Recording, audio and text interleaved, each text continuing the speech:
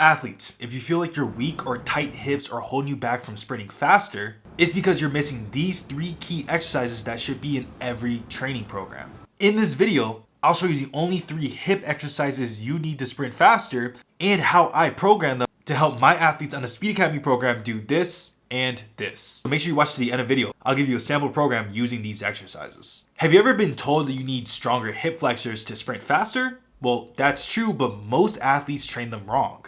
When I was younger, I did what every coach said. Banded hip flexor raises, A skips, and wall drills almost every single day to improve my hip flexors. The problem, those only improve end range hip flexor strength at the very top of the hip flexor movement. But in sprinting, you need the hip flexor to be the strongest when the foot is behind the hip, or in other terms, when the thigh is behind the body. That's where sprinting puts the most demand on the hip flexors, all the way up to 9 times your body weight in forces. Yuri Verkhoshansky, one of the first coaches to figure this out, saw that bands only loaded the end range. And if you did them with dumbbells or kettlebells, they were too easy at the bottom, almost no tension, and way too hard at the top, which is end range again.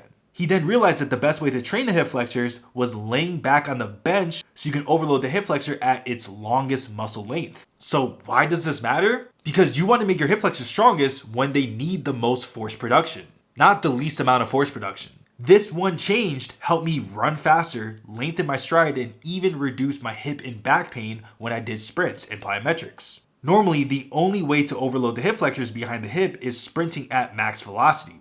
But that's where you put forces of 5 to 9 times your body weight on your hip flexor, which is way too much for you if you're not ready. These exercises I'm about to show you help my athletes sprint faster, jump higher, and break PRs every single month. If you want a free speed training course on how to use these exercises and the best overall exercises to improve your speed and everything you need to know on how to develop your speed and train it properly to see consistent gains, then click the top link in the description to get our free speed course. It's inside our speed community where we also give free sprint training blueprints and free speed analysis. First, I'll show you a cable version and a dumbbell version. For the cable hip flexor drill, first, set the cable up to the bottom 1 to 2 notches. Step 2, use an ankle strap or a hand strap if that's all you have, and just move the handle out the way so you can wrap the fabric around the front of your ankle. Step 3, put your foot through the handle or the ankle strap, then walk 1 to 3 steps forward. Step 4, stand in a split stance with the back leg loaded. Hold on to something to be more stable if needed, but I do suggest this. Step 5, stack the head, ribs, and pelvis and try to avoid an anterior pelvic tilt during this exercise. Step 6,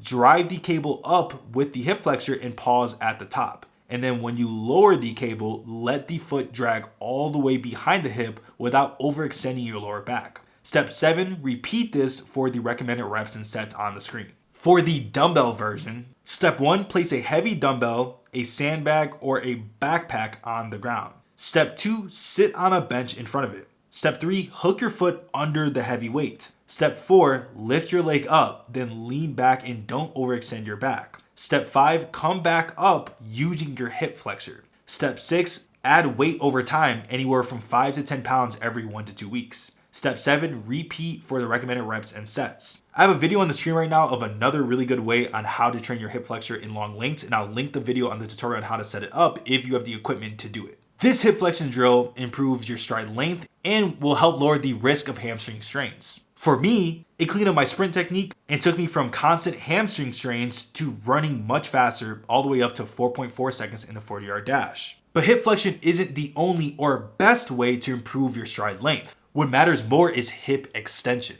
Did you know that hip extension is the most important movement for sprinting? Most athletes think to train this, we need to just do simple squats and deadlifts. They help, but that's not the only answer. What we want is more strength in split stance positions, which gives us something called hip dissociation. That's the core of sprint biomechanics. You want to free up the length-tension relationship of the hips and improve the hip extension force production while you're in deep hip flexion.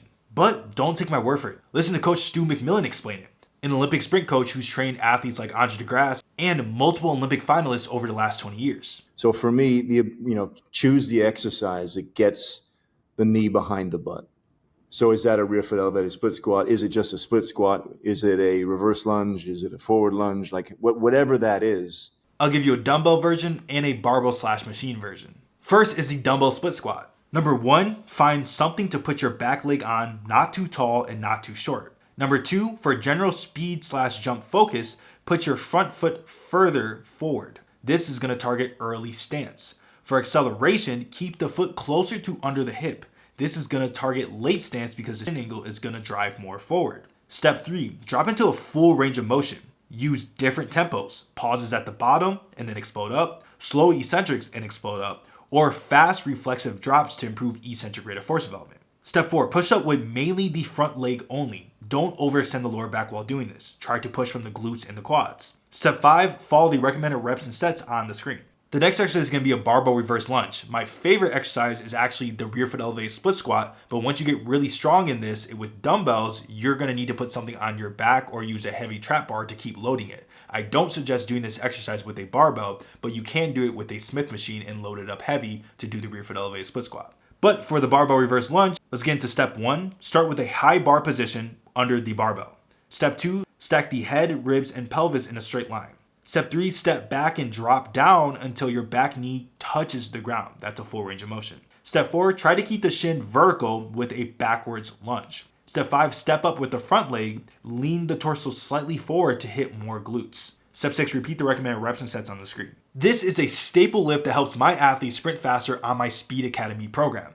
And if you want me to program these lifts for you, click the top link in the description to get my online Speed Plus Strength Training program. But even if you improve your hip flexion and hip extension, you may still feel slow, especially in acceleration. Why, you may ask? Because you're missing one more quality. Most athletes think that sprinting is straightforward. No side to side, no rotation, and that is wrong.